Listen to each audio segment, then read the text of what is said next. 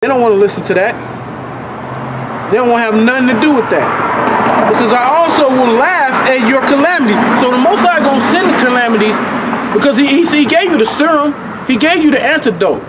The antidote is to listen to the men that the Most High have set up to teach you this truth, and then take heed, and the Spirit, the Holy Spirit will guide you and direct you step by step.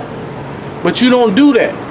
So since you didn't do that, He's going to send all these calamities on you. And then when you get to crying unto Him, because Israel will cry, they will cry unto Him, then He's going to laugh at you. He's going to laugh at them calamities that's clapping your ass. It says, I will mock when your fear cometh. Damn. He's going to mock at your fear, man. And I'm telling you, when somebody's in fear, man, that's a serious situation that you don't want nobody laughing at you when you're scared. But the Most High said He's going to laugh at you. It says, when your fear cometh as desolation, and your destruction cometh as a whirlwind, when distress and anguish cometh upon you, then shall they call upon me, but I will not answer.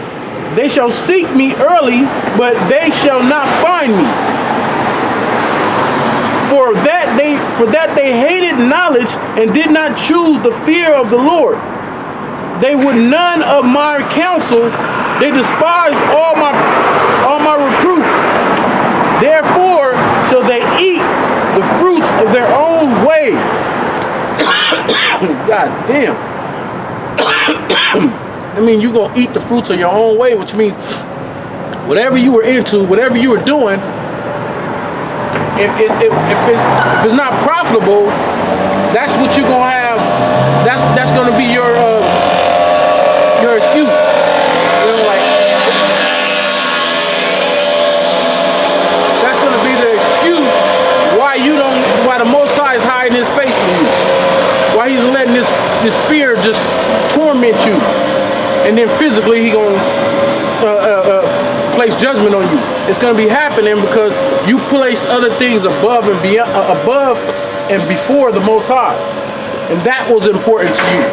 So when you need Him, He ain't going to be there for you. Because you didn't make Him an importance. You didn't put Him first. And His truth first. You had other things that you felt was more important. So that's what you're gonna have to attend. That's what you're gonna have to atone for. Your destruction is gonna be. You're gonna atone for your destruction because what you placed in front of the Most High had no value in it. It had no value, no purpose.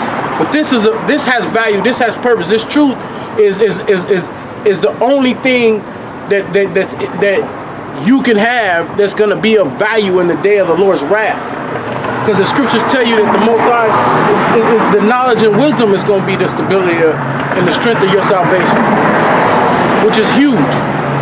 It's huge. It says, they would. No, I'm sorry, verse 31.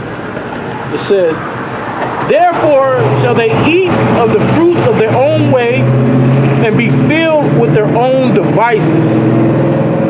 For the turning away of the simple shall slay them, and the prosperity of fools shall destroy them. But whoso hearken unto me shall dwell safely, and shall be quiet from fear of evil. That's beautiful. So that's the options you have. You have an option right now, man. The Most High is giving Israel an option. You know, the option. Take heed to what He said. Hearken to what the scriptures say. And do your best that you can do to abide in His truth, His amah. Alright. If not, guess what? You're gonna fall subject to your own ways. It's gonna destroy you. So I'm gonna jump back to Zephaniah.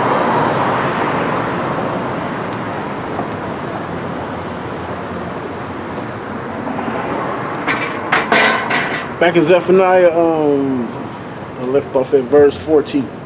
It says, I'm going to read that verse 14 again. It says, the great day of the Lord is near, it is near, and hasten greatly.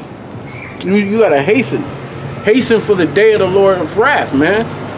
Because this has to, contrary to popular belief, we need this to happen, man. We want this to happen, because if it doesn't happen, you're in torment under the so-called white man's thumb, in his rulership. He sits on the throne in this empire, in this kingdom, ruling it, and he rules it with a rod of iron on our necks. Which his rod of iron is his police and military personnel. They're the ones who are putting the hell on you, Jakes, rounding you up. They nothing but police officers are revenue gatherers, or they gather revenue for the city. So their job is to run through here, pulling you over, giving you tickets, arresting you, putting you before the judge, which he's the judge. So-called white man is the judge. He determines the outcome of your judgment. They roam through the cities, they patrol these cities, looking for ways to gather revenue for the city or the county, and another way, and trying to figure out different ways how they can lock our black asses up. So therefore, we can have, so it can be an extension of the 13th Amendment, which is modern day slavery, involuntary servitude. That's what that is. And it is big business. Jail is big business. That's why they continuously locking up you Israelites. You're the most ones suffering that type of persecution.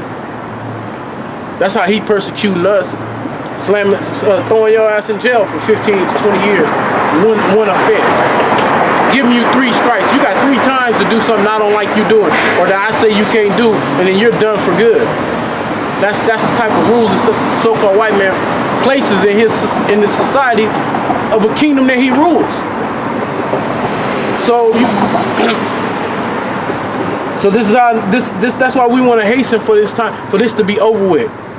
We want to get this over, man. We want to hasten for the day of the Lord's wrath, so Yahweh B'Shem Yahushai can give Yahushai the green light to come and take this man out of power, man. Take this man down. Cast him down. That's what we want. Cast this damn devil down, man. If people ain't fed up with the stuff that goes on, all the damn wickedness that goes on for your face, our people done got conditioned to accept. You fucking immune to it. Shit, it just happens in your face, and it's nothing. It's nothing. You turn on the video, and you turn on the video, and the damn officer got a man in a choke, like just choking the breath out of this man, because he was selling loose cigarettes. And that ain't right either. But that ain't the point, man. We know that ain't right. But the overexertion of their power, of police brutality, you don't kill a man for that. The scriptures say you ain't supposed to be doing that. Thou shalt not kill. Thou shalt not murder, man. You're not to commit murder. There's righteous kills, but you don't want to kill the person for the righteous kill. You don't choke a man out because he's slanging loose cigarettes, which your wicked ass puts cigarettes into existence, which is it's gonna destroy people's body. It's gonna destroy your lungs. You put that out there. He's really furthering your goddamn agenda, and you killed a man for it, you stupid fucking. He saw the so-called white man. You a stupid fool. He was doing your bidding, and you put him to death. Because you put the cigarettes out there. You're responsible for the tobacco industry. Tobacco company being $1 billion industry. And Eric Gardner was out there just slanging them for you. He was making a profit off of it, and that's what you didn't like. He was making a profit off of it because he's trying to survive in ways that he felt he's surviving. And he choked the life out of the man. But you won't put to death the righteous killings, so-called, for somebody who sleeps with a damn animal, a beast, which is what your people do. The so-called white people do that shit. Bestiality. Be sitting there tongue kissing the goddamn dog. Let a damn cat lick all of your face. And I don't want to go as further and be vulgar what you really do with animals, because we know what you do. You sleep with these animals. Animal should know not to do that in its own natural condition. It knows not to do that. But the animal, but the damn dog, love you so much, he just follow your wicked lead. and then do the damn deed with you, which means he needs to be put to death too. That dog needs to be put to death, and that human needs to be put to death on bestiality, homosexuality. When it comes to that, you don't want to kill none of them. Anybody's committing these atrocities, you don't want to put them to death, but you'll choke a man out, an Israelite man out. This is what happens in this society, man, in this wicked society, and that's what pisses me off so much, that people is conditioned to, man, the way I see it should have went, you got, Jakes are so scared of, it could be one officer, two officers, but you filming the shit, knowing goddamn well they ain't giving justice on that no more.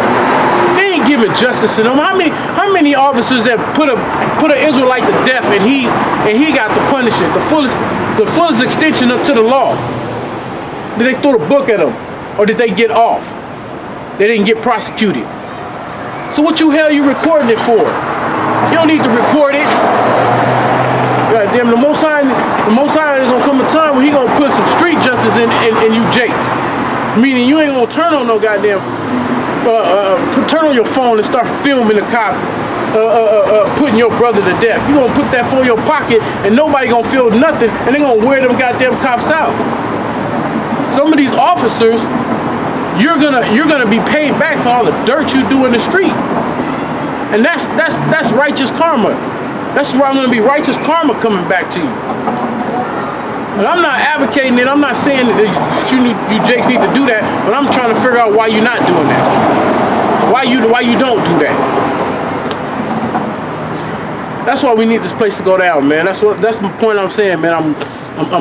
My spirit is continuously making me speak on this because it's hurt the hell out of me. We want this place to go down so shit like that don't happen, and they continue to happen to our people. It says the great day of the Lord is near.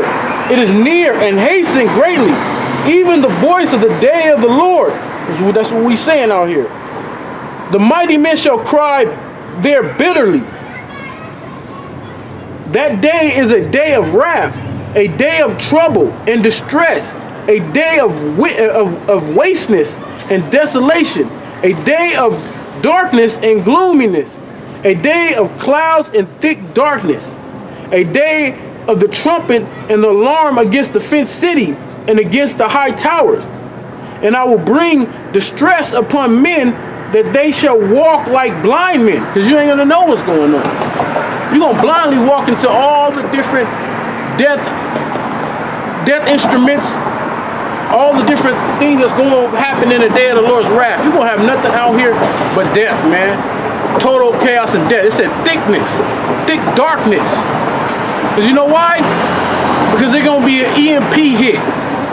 And it's gonna knock out all the power. You ain't gonna be able to see nothing. See how right now I'm standing out here. When I started speaking, it was daylight. Now that it's an evening time and the sun is down, and you have light that's lighting up the city, lighting up the street. You got street lights. You got lights from the train station. All that's gonna be out. No electricity. You ain't gonna be able to see nothing. It's gonna be thick darkness out here. You can't see. And the thick darkness is not just only referring to the fact that you can't visualize or visually see in front of you. But thick darkness talking about all the different calamities that's gonna come. It's gonna consume like death. Like the movie, like you had that movie in the mist. They had these creatures coming out the mist, killing. You gonna have they couldn't see because the mist was so thick. You couldn't see that it was a creature inside that mist. And it's in that movie, the lady said, the God of the Israelites is punishing us. And that's the truth, because that's what's going to be happening. Verse 18, actually verse 17. And I will bring distress upon men that they shall walk like blind men, because they have sinned against the Lord. And their blood shall be poured out as dust, and their flesh as the dung. So you're going to have people blood that's going to be poured out here. And their dead flesh is going to be like shit on the ground. Because that's what dung is. It's shit on the ground. That's what we're going to be seeing throughout this whole shit, man. You're going to be seeing that. That's all that you're going to be seeing. And you're going to be in your mind like, is it going to ever stop? Everywhere you go, is this what you see? But this is not something that you're going to condition yourself to be okay with, immune to. It's going to take a toll on you. You ain't going to be able to rest. You ain't going to be able to sleep. You can't find a place to sleep for fear of somebody killing you when you sleeping. The Most High going to bring full distress on people out here. And the only ones who going to be undistressed or going to be stress free is those who have faith in Yahweh B'Shem Yahushua, because He's given that to them as a beautiful gift. And that faith goes hand in hand with trusting. You're going to trust the Most High, because the scriptures say you're going to sleep well. You're going to have things that you need. Now, you might not have it at the level that you have it now, but you'll have more than everybody else. He's going to provide for you. Provide safety, food, shelter, drink. You're not going to be thirsty in those times. Thus that the scriptures say, for He's going to provide for His elect. They're going to be protected, guarded, and shielded from everything that people who ain't guarded and shielded is going to suffer. It says, neither their silver nor their gold, because the scripture I read previously talking about those that sit on their leaves. You out here trying to gain silver and gold. That's what you out here trying to get, right? You over here trying to further your education, or out here trying to further your careers. You trying to have the good life. That money, that gold and silver ain't gonna profit you. No profits in that day, because you didn't listen to the spiritual prophets. So since you didn't listen to the Most High's prophets, you have that your silver and gold ain't gonna profit you. It ain't gonna help you. It says, neither their silver nor their gold shall be able to deliver them in the day of the Lord's wrath, because you don't have the spiritual treasures. You didn't seek the Most High to gain spiritual treasures. So the treasures that you have, these monetary, silver and gold, your dollars, which that's not even backed by silver and gold, your riches is not going to help you when that time comes. You're not going to be able to. Matter of fact, let me get a quick scripture.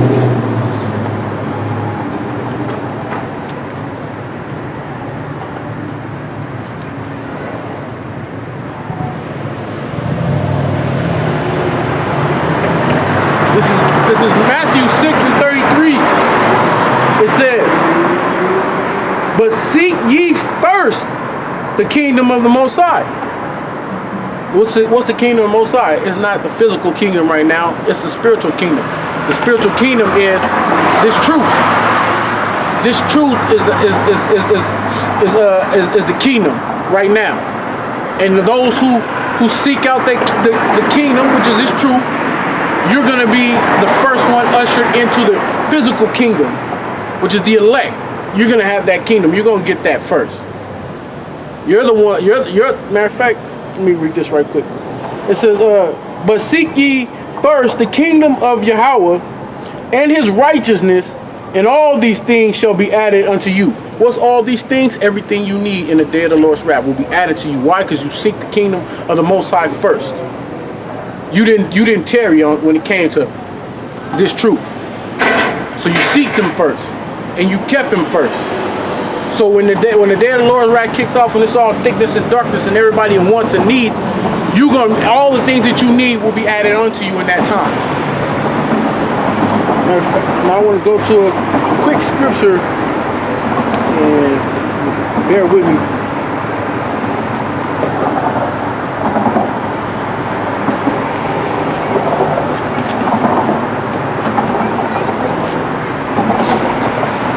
And that's what brothers do now. We seek first the kingdom of the Most High and righteousness, so that for the things that we need in those times, you don't even know what you might need in that time. Well, you know what you want, but you don't know what you might need when that time comes. But it's gonna be given to you. You just gotta trust in the Most High, and He gonna make it happen for you.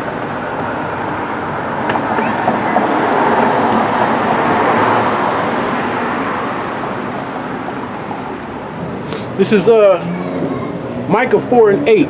It says, and thou, O tower of the flock, the stronghold of the daughter of Zion, unto thee shall it come even the first dominion, the kingdom shall come to the daughter of Jerusalem.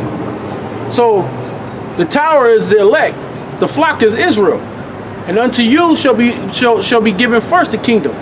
So when you seek first the Most High, seek first the kingdom and righteousness, meaning seek this truth at this time, those things that you need will be added unto you.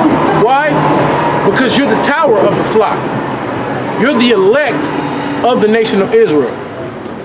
So when we get back into Zephaniah, it says, neither their silver nor their gold shall be able to deliver them in the day of the Lord's wrath, but the whole land shall be devoured by the fire of his jealousy.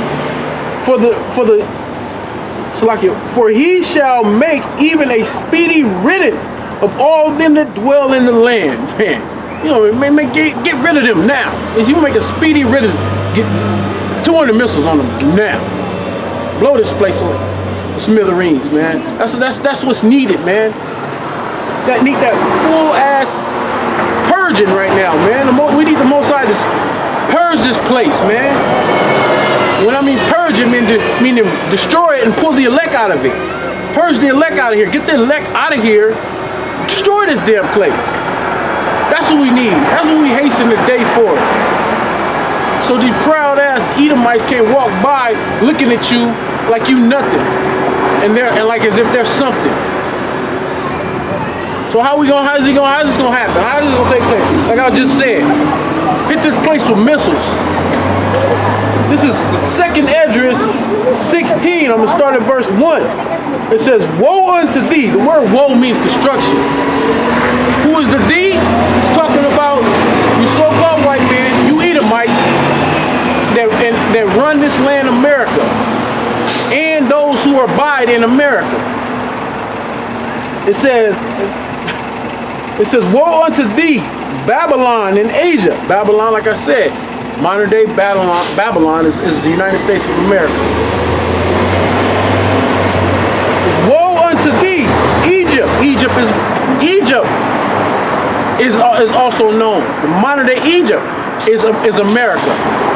This word Egypt means bondage, and this is the land that the Israelites were in bondage. We built this land. Everything you see here is in existence for all the years, hundreds of years of the so-called white man's free labor on you Israelites. Speaking primarily of the Southern Kingdom. We serve, our people, our ancestors served served blood, sweat, and tears on this land under the so-called white man. Had us in slavery, picking his cotton, his tobacco fields, his cotton fields, his sugar cane fields, and all the stuff that they had used as commodity in exchange with other countries. It was off our slave backs, the backs of the slaves, and you're still making money off us now because in your prison houses, you're in the prison systems under the 13th Amendment. I mean, the 13th Amendment. You allow our people to go to jail and work for free, building, sewing shit, and building your license plates and whatever else you have at your damn private prison institutions. You're still getting free labor off the backs of the Israelites. So that Egypt bondage represents America too. It says, "And Syria, gird up yourselves with cloths of sacks and hair, bewail your children and be sorry, for your destruction is at hand. A sword is sent upon you, and who may turn it back?" That sword represents the nuclear missiles, man. All these countries that have nuclear missile capabilities, that's the sword. Matter of fact, give me 1 second. Get a quick precept. Because the ancient prophets spoke on this. They spoke on this, and it was prophesied, and they described it as best they could. This is Nahum 3:1. It says, woe to the bloody city. That bloody city is the city of confusion, which I read in Isaiah 24, starting at verse 10. The bloody city is America. Why? Because you said innocent blood of the Hebrew Israelites from the time of slavery, bringing us here, and the time of slavery, and the time that we live in right now. You still shed our blood. You're the bloody city. You touched the Most High's, the apple of his eye, which is the Israelites. Even Hitler said that. Hitler said if they knew who they had in their hands, they have God's precious jewels in their hand. The Negroes. That's what Hitler said. Which is the reason why he was killing them fake Jews. That's what you had. You had us in slavery, and you were putting us to death. So you're the bloody city. It's talking about America. It is full of lies and robbery. The prey departed not.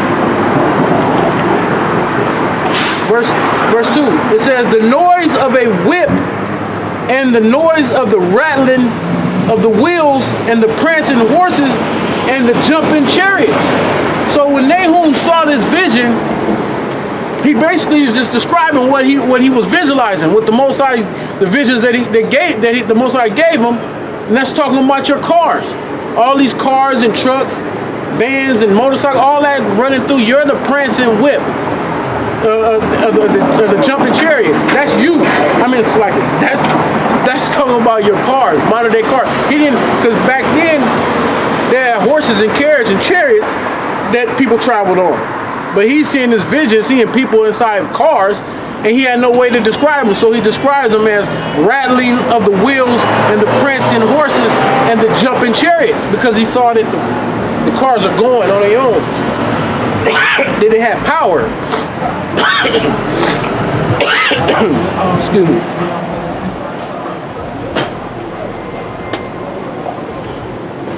So those prancing horses that he saw, he called it prancing horses because horses will make people go about traveling. Verse 3, the horsemen lifted up both the bright sword and the glittering spear, and the multitude of the slain. Actually, this is exactly what Habakkuk saw. He saw this. The nuclear missiles.